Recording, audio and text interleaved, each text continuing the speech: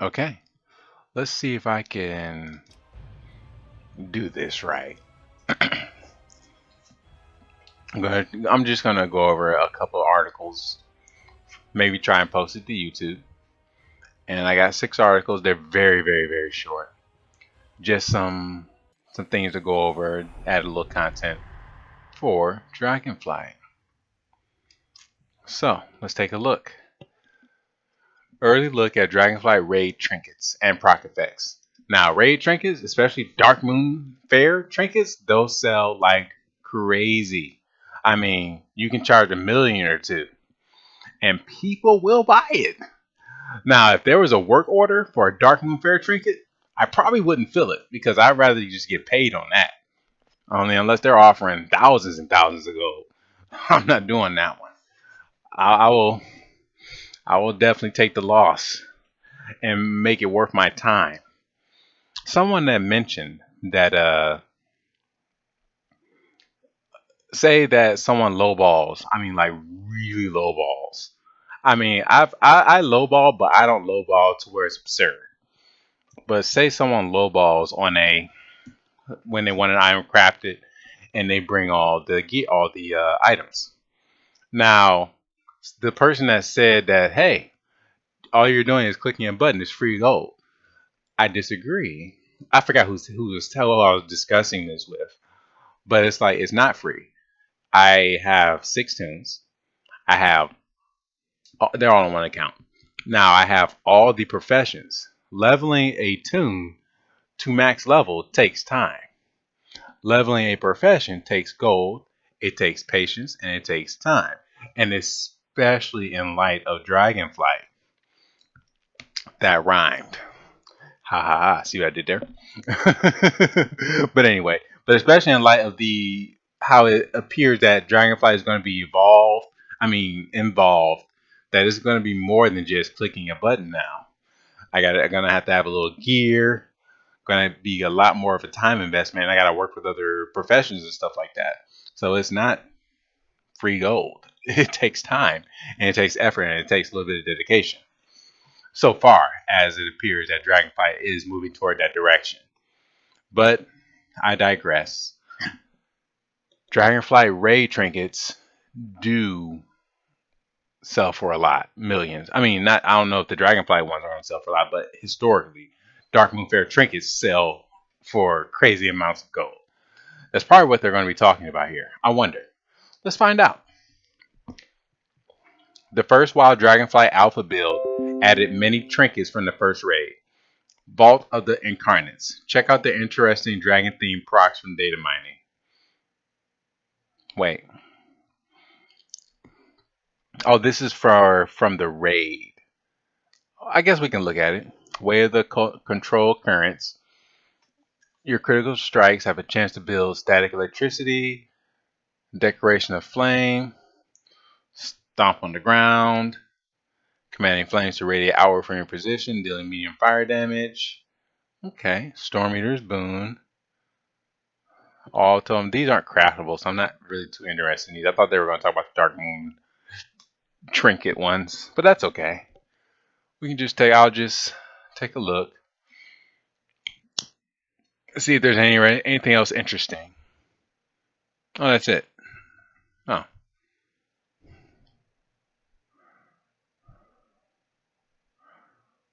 okay. Well, these aren't craftable, so from a gold making perspective, they may was well unless what can how can this they're BOP BOP BOP. Of course, they're all going to be BOP. But hey, they could switch the game up a little bit. But these are all BOP so far.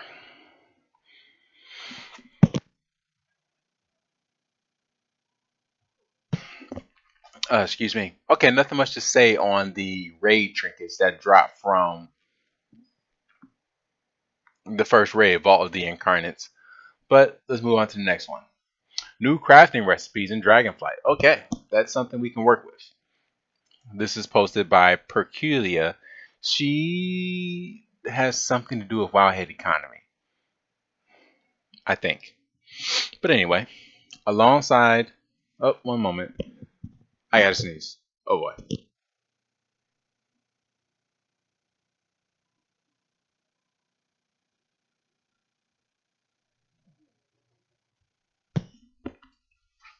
Excuse me. Alongside the planned profession overhaul, Dragonflight is introducing several new recipes for crafters. While there are the expected new gems, healing potions, and crafted gear highlighted in Blizzard's Professions preview, which I went over in a video, check it out, there are also a number of unique options we haven't seen before. Several of the recipes also come in multiple item level variants offering varied levels of potency or duration, which you can see in the related tab of the individual item or spell page. Okay. There's the YouTube link if anybody wanted to look. Alchemy. Alcritus. Alacritus. Alchemist Stone. That's a kind of hard. And Sustaining Alchemist Stone. Alchemy stones are recurring trinkets featured in each expansion. Yes, they are. They're usually, I think they're almost always bound to the alchemist. Like only alchemists can use them. And reading this, it says requires level 60 and it's unique equipped, of course, binds when picked up. Yeah, it's for the alchemist only because it's BOP. Why isn't that working? This one works. Well, the other one's not showing me the little thing.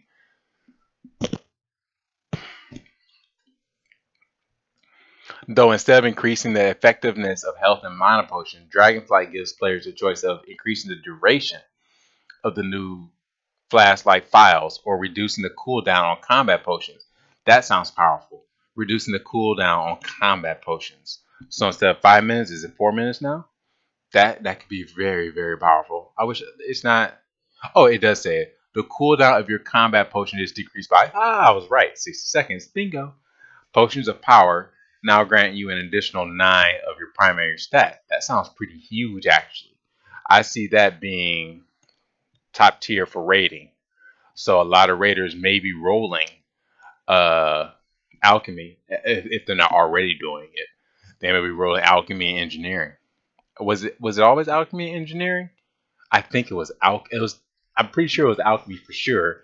I think a lot of top tier mythic raiders were always picking alchemy and engineering, but knowing stuff like that, which I'm gonna do some homework on, helps in making more gold. So I'm definitely all about that. So I gotta learn more. And the sustaining alchemist stone, it doesn't tell me. So I guess that makes it last longer or something. Excuse me. Cauldron of the Puka is a main restoring feast that offers some sort of transformation instead of a well-fed bonus. It also comes in 3 item level versions, with the 310 version restoring 70% mana over 25 seconds, and the 300 version granting 60% over 30 seconds. Why is it grant less? Wait a minute. Okay, because that went down. I was reading that. Kind of funny. And why would I use this anyway? And it's useless. It binds the Blizzard account. So there's no gold in that. So we can skip. Grand Banquet of the Kaluk is a new performance enhancing feast that most raid groups will use. Similar to those of the past expansions. Unlike excuse me, most professional recipes, this feast does not appear to have multiple versions, though it is listed as a reagent for the so far undefined recipe alchemical flavor pocket. This one's not defined yet, but this one is. Set out a feast, restores health, mana, and you get well fed for an hour. Stacks to 200, which is a welcome increase over the 20. Sounds good. Make some gold. Horde of Draconic Delicacies is a new version of Shadowlands Stone Soup. I wonder. Okay. A community crowdsourced feast that anyone can contribute resources to. Both feasts offer the same well-fed bonus, with the only difference being how they're made. Okay, as long as I can sell it, that's fine. Cause I think the last community feast. It was like bound to account or something. Bound to Blizzard account. That was kind of lame. Could make no gold off of it. Potion Cauldron of Power and Potion Cauldron of Ultimate Power are new cauldrons previously highlighted in Blizzard's Profession preview. Instead of providing flasks or phials, it offers combat potions similar to Legion's Potion of Prolonged Power. Both grant 5 potions per use, up to 100 uses, giving a 20-player raid 1 use each per cauldron. Better keep an eye out for double dippers. Interestingly, the step-up version, Potion Cauldron of Power, requires users to exchange some kind of reagent in order to get the potions. And there are 3 versions of each cauldron, the lower item versions granting slightly less effective potions. Let's look at this. It binds the Blizzard account, so I'm not interested. It's not helpful for making gold. It binds to your account. It can't be sold, and traded. So it's a little useless for my purposes. Somniferous incense, exultant incense, fervent incense are new mood-altering incense, which don't appear to have a performative impact, although a 4th version does. Sagacious incense increases inspiration. A new crafting stat, which grants bonus skill during crafts in order to create better quality items. I'm with that. Let's look at this. Place down a pleasant incense that soothes the minds of everyone nearby, granting increased inspiration for 20 minutes. Okay. But, why would I want to help the competition? It says it grants for everyone. The reason I say that is because Blizzard seems to want to lock down the new professions to crafting at the altar. What do they call it? The profession table in Dragonflight, except with the exception of Alchemy, which will have a portable profession table. But if this grants, because this is a competition, I'm here to make gold. If this is going to grant inspiration for everyone, then everyone gets more advantage. Well, I guess it makes it. I don't know, but that doesn't seem helpful to me. But I guess as long as I can sell it, then that's fine. I'm just being selfish. I know, right? As expected, there are a lot of new potions with varied effects ranging from basic health and mana potions to combat enhancements, whimsical or utility effects, and even some that only work while you're dead. There are a number of Phials, the new replacement for Flasks, highlighted in Blizzard's Profession preview, which we have covered in a separate article. Let's take a look at new potions. Excuse me. Use upon a fallen ally to spread restorative spores nearby. Clings to allies and heals them. You can use it on yourself while you're dead. And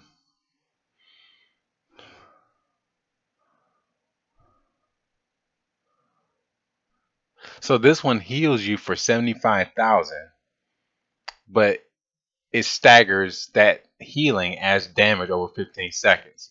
That sounds toxic. And that's the name of the potion. Well, that's the whatever that debuff, whatever it is called. That's interesting.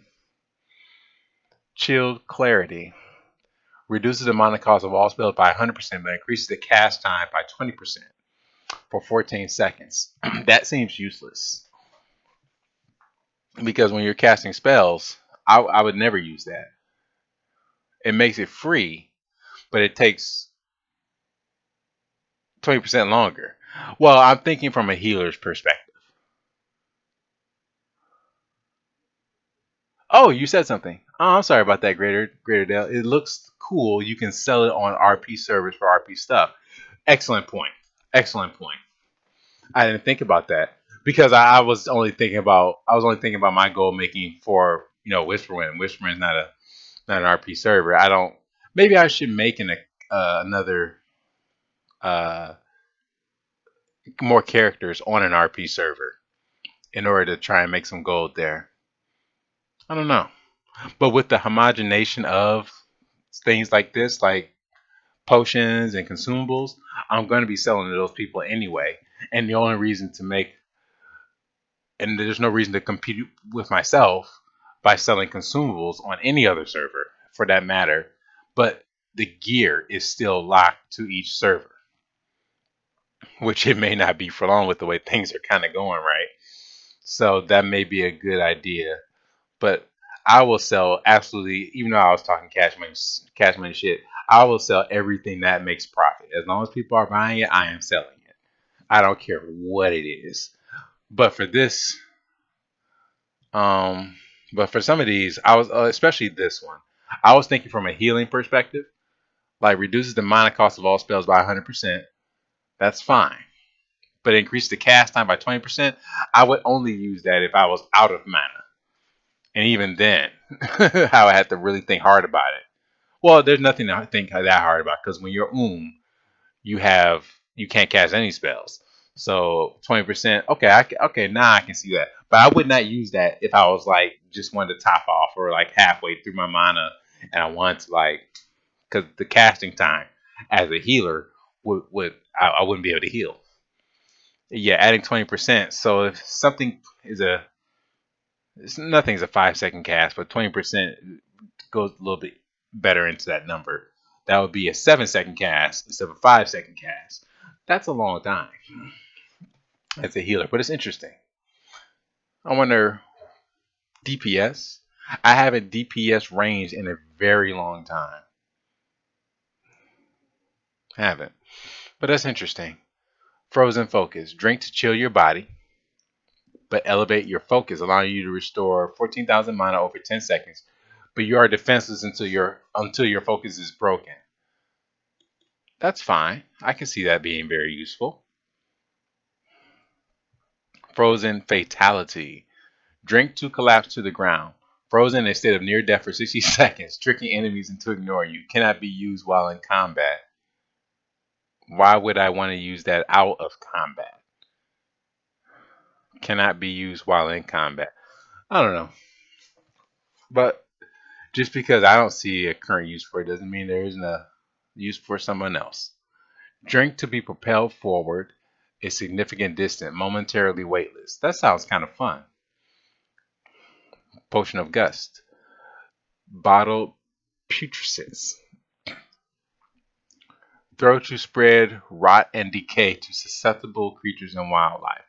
This will also deal 15,850 nature damage to enemies over 10 seconds. Steaming healing potion. Restores a certain amount of health. Requires level 60. Okay.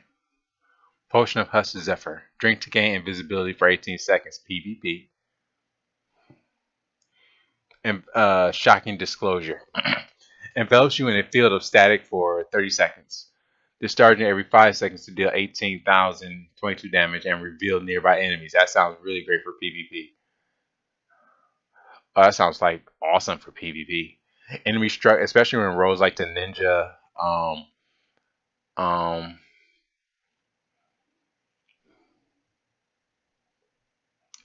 ninja like point places that you can capture the flag or whatever. I was observing that in Arathai Basin. I think I don't PvP as you can probably tell, but then it makes them unable to enter stealth or invisibility for 6 seconds. That's a long time, and that sounds great. Liquid Courage instills you with the courage to immediately continue experimenting with alchemical ingredients, completely disregarding that inner voice telling you otherwise. Oh, it's an alpha beta test item only, but that's still kind of fun. Aerated mana potion restores some mana. Fleeting elemental potion of power. Oh, during to increase your primary stat by 163 for 30 seconds. That's the new potion of power potions. Ultimate power 220 main stat for even longer.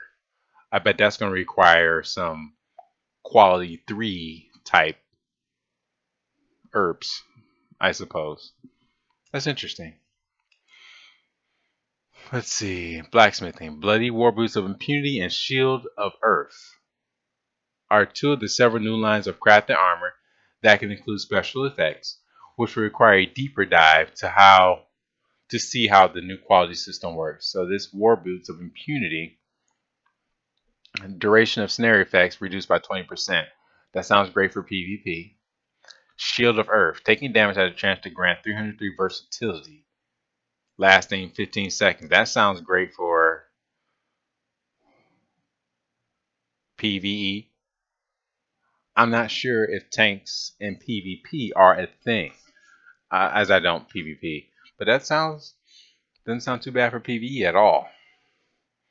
All right, we got a bunch of Titanicium, Blacksmith's Hammer, Blacksmith's Toolbox, Pickaxe, Fabric Cutters, Leatherworker's Knife, Leatherworker's Tool Set, Needle Set, Sickle, and Skinning Knife are all with the Titanicium beforehand. Also indicate that blacksmith will be able to create a new line of tools, though it's unclear whether or how they will be any better than generic versions. Binds when equipped. Oh yeah, these are not labeled yet. They don't say what they do. That's fine though. Still the first couple days of the alpha. Alvin the Anvil. I'm kind of interested in this pet. I saw somebody with this pet watching a stream, and they were like, it was following you around. It was an anvil. I wanted to follow my blacksmith around. That sounds kind of cool. Draconic gun shoes don't have any effect, but they're probably the gun shoes from Legion. Convincingly realistic jumper cables sound like the Goblin jumper cables. No listed, and the rest of this stuff is not really listed, so I'm not gonna go over it. Inscription, scroll of sales. It's not listed either, but this one's listed, but this one's not. Why is this one?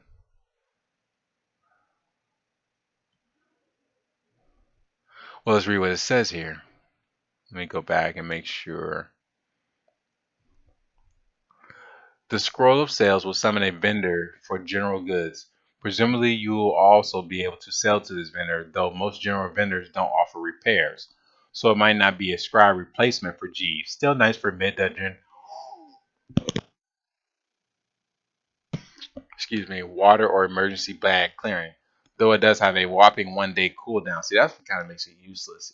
I read this before, this specific one. It has a 1 day cooldown, like once a day. Like, okay, as long as people buy it, that's fine. As long as they want to buy it. Here we go. Dark Moon decks. We got the Watcher, Refreshing Dance, Awakened Chill, and Inferno. It's not listed yet, but they're coming back. And with that, there's going to be a lot of gold. Let's see, we got some missives. New missives tagged as crafting reagents, presumably use the optional reagents to control what stats various crafting equipment come with.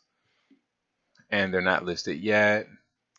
Jewel crafting, we're going to make a new line of uncommon, rare, and epic. Uncommon gem increased secondary stats with Samada. Okay.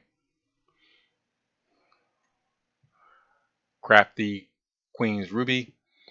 Zen Mystic Sapphire. Energized Vibrant Emerald. Sensei Sundered Onyx. Solid Eternity Amber. Rare gems are split into two lines. Those which split their budget between a major and minor stat.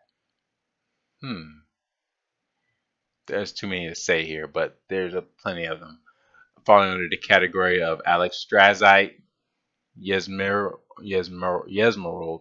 and Calcite, and Nosedorite, and Nelthorite. Those sound like dragon names. And they're listed with various, main stat, secondary stats, proportionate to the quality of the gem. Now, the epic gems increase primary stat and a single secondary stat along with a unique speed boost, but are limited to one epic gem per character. That's a little more interesting.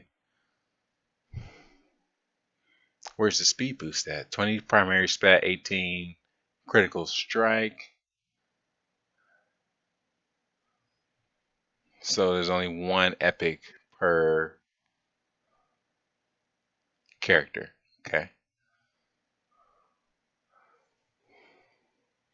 Well, these are bind on pickup, but they're jewel crafters.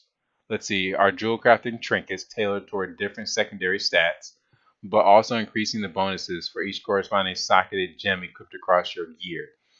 Idol of the Dreamer. Equipped spells and abilities have a chance to grant 17 haste per Yesmero you have equipped. Upon reaching 15 stack, the effect becomes Titan Generosity, which grants that 63.75 to all secondary stats for 15 seconds. That sounds pretty powerful.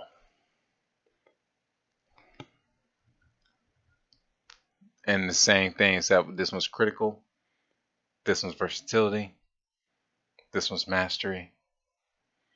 That sounds like alchemy and jewel crafting are going to be the win for Mythic Raiders. I don't know what the wins were previously because I haven't raided in a very long time, but that sounds pretty powerful. Like I would want to have that for raiding, but that's not something that's sellable.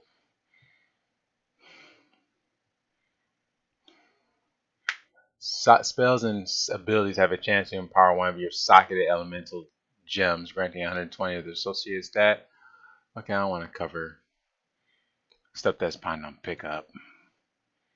That binds the Blizzard account. But this is, what is this? Luck plus 12 is a peculiar ring bound on Blizzard account instead of pickup or use. It's unclear what the luck stat is supposed to do, so this might be placeholder or even just a gimmick item.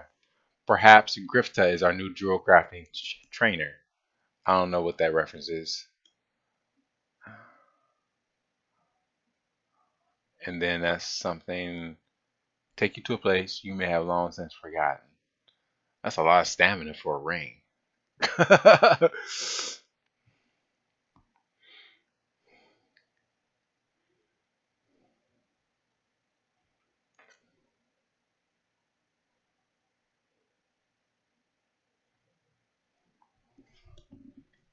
This is interesting. Kaluak figurine.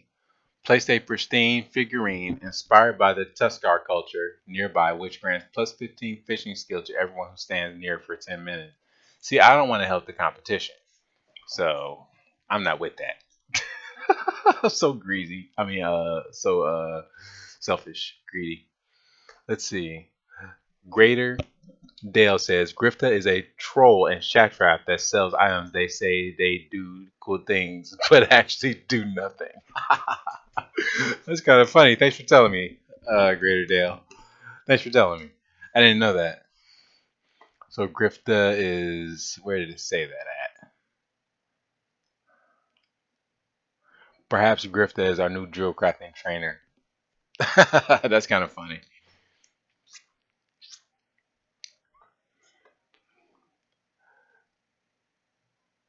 Humbly offer your most prized possession to whomever considers you worthy enough to accept it. 1 day cooldown. And that's a toy, so people are definitely going to want that. The collectors. So there's some gold to be made there. And this is Convergent Prism. That was Jewel offering. Clutch the enchanted prism in your hand to guide a beam of light to very precise locations. This beam is only visible to members of your party or raid. Okay. This is bind on pickup. I'm not going to cover that. Reinforced armor kit is back. So we got one that increases agility or strength. And this one increases stamina. And this one increases armor. Addition item also gains 71 agility and strength. Okay. So this one's agility or strength. So instead of the reinforce, I would go with the frosted. Because it does armor and it does agility and strength. 71. Greater Dale says, us all the things collectors will buy anything to hear that collection jingle. Oh yeah? As long I will make literally everything that sells. That's just how I do it. So as long as you guys love hearing that jingle, I love hearing that jingle, that cha-ching. How about that one? Oh man. Yeah, we want more. I think we want more people using all the things because it lines our coffers with copious amounts of gold. Feral High Drums. Increase haste by 15% for all party and raid members. Last 40 seconds. That seems like, as long as people buy it, but that doesn't seem like a lot for, a fake hero. Like those in Shadowlands, they only provide half the benefits of the normal class version, offering 50% increase haste of 30. That's that's really low, but it's better than nothing. Tuskar Beanbag that can be sat on, lasts for 2 minutes. That's cool. No tend to rest and relax under. That's cool. An artesian sign. Plus, since everyone knows where the best goods are sold, I would definitely be using that because I'm going to make the best, the very best. Let's see. Pheromone emitter draws mobs towards you for more convenient skinning. Now, this sounds cool. There isn't any listed duration without